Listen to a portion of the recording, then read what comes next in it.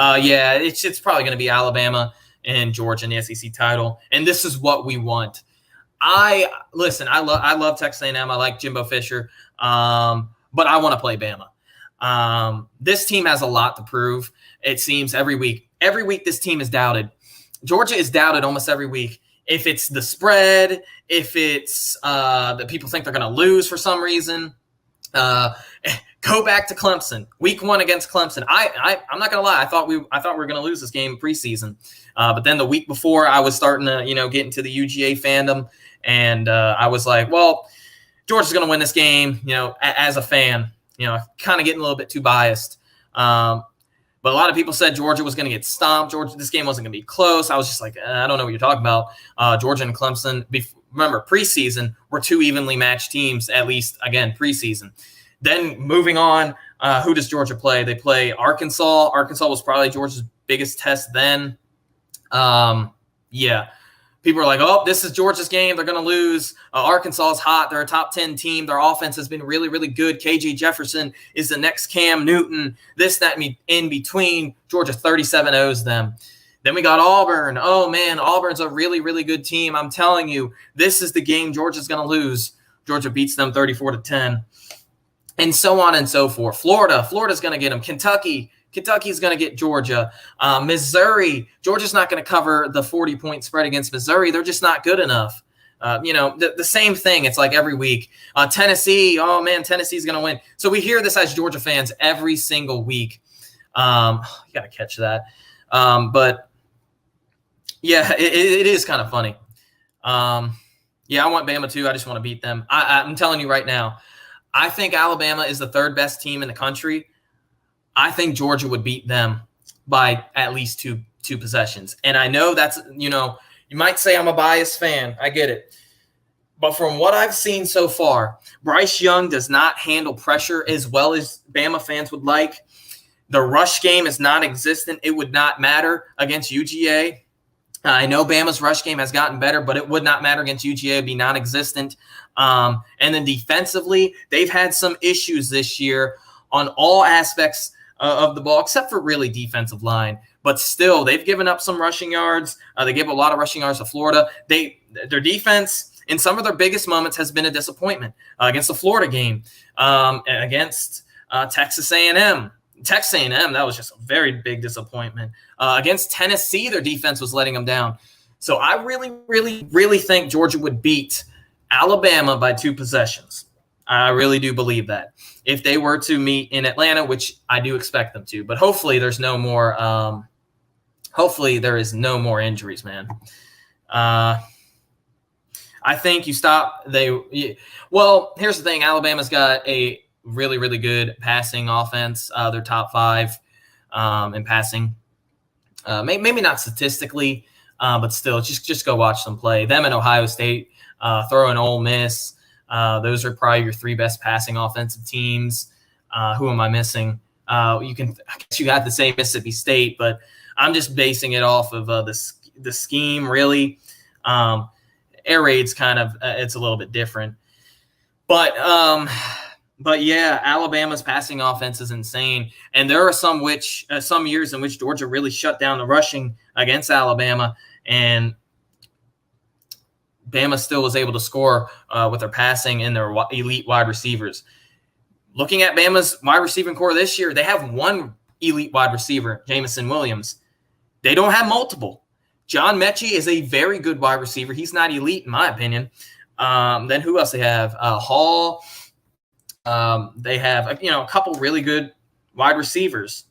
Not on the elite level, at least in my opinion. But yeah, Alabama versus Georgia, expected to be the SEC championship game. A number 1 versus 2 game, that would be insane. I would love to see that. Last time that there was a number 1 versus number 2 SEC title game was back in 2009, Florida and Alabama. Bama won that one by 20 points. That was Tebow's last year. Man, that was such a fun game to watch. My dad was rooting for Tim Tebow in that game, and I was hoping Bama would win that game. I didn't, I was only 9 years old. I didn't expect that game to be a blowout, but still, that was the last time number 1 versus number 2 team met in the SEC title game. I mean, it's been really, really close, especially in recent years. Georgia, Alabama, that was number 1 versus number 4. That was 2018. LSU, Georgia, 2019, number 1 versus 4. 2017, number 6, Georgia versus number 2, Auburn. 2012, number 2, Alabama versus number 3, Georgia. So there have been some elite matchups, which is great. Bama lost Trey Sanders. Oh no, not Trey Sanders. They lost.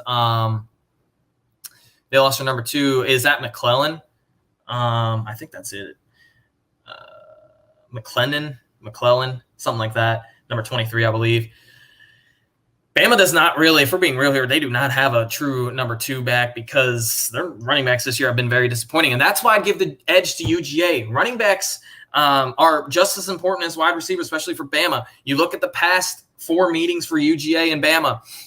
Who has been the hero for Bama? Last year, I get it. Offensively, Mac Jones played a really, really good game, but the safety blanket was Najee Harris. I think he had over 100 yards rushing against UGA, or very close to 100 yards rushing, and he had a couple catches too. Year before that, or not year before that, I'm talking about LSU for some reason. I'm comparing LSU to Alabama. 2019 LSU, they were really, really, really good.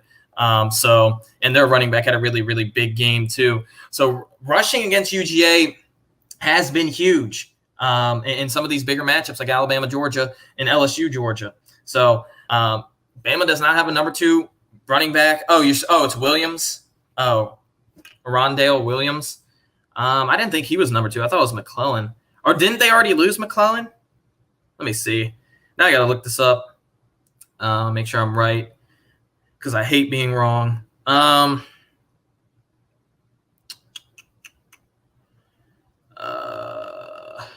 Let's see. I'm pretty sure McClellan is their second string running back. No, you're right. It is Roydale Williams. I was just mixing up the numbers for some reason. Nice. But yeah, they lost him today. I did not even know that. I wasn't even watching that game. Wow. That's huge. Yeah, Roydale Williams. That was who I was talking about, number 23. I thought it was McClellan. And I'm probably saying his name wrong too, but I know he was a 5-star. I don't know about Roydale Williams. I think he was, a 4-star. But yeah, they lost McClellan week 2. So I mixed up the numbers. Nice. So there you go for me.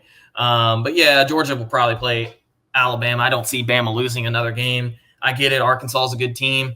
Arkansas runs that 3-3-5 though. You can't beat Bama with a 3-3-5. There has not been a team in the Nick Saban era that has beaten Bama with a 3-3-5 defensive scheme. You just can't. You have to have 4 on the line at least. Come on. I just don't understand it. Again, they don't have. I said it earlier. They don't have the athletes yet at Arkansas, but come on. I just don't like it. I just don't like that scheme. I can go on and on about it.